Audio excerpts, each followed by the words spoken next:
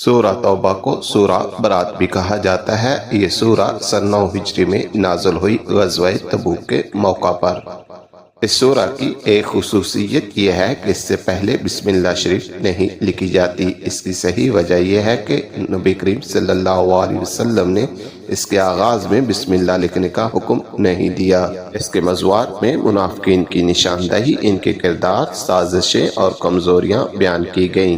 جہاد فی سبیل اللہ، مسلمانوں کو دین کے لیے قربانیاں دینے اور جہاد کی ترغیب دی گئی۔ عہد توڑنے والے مشرکین، ان سے برات، بیزاری اور اعلان لا تلقی کیا گیا۔ اہل کتاب کے ساتھ رویہ، خاص طور پر یہود و نصارہ کے غلط عقائد پر تنبیہ کی گئی اور گناہ گاروں کے لیے سچی توبہ کی فضیلت اور قبولیت کا بیان ہے۔ اس سورہ میں کعبہ سے کفار کی تولیت ختم کر دی گئی اور حکم فرمایا گیا کہ آج کے بعد مسلمان ہی کعبہ اور مسجد احرام کی خدمت انجام دیا کریں گے۔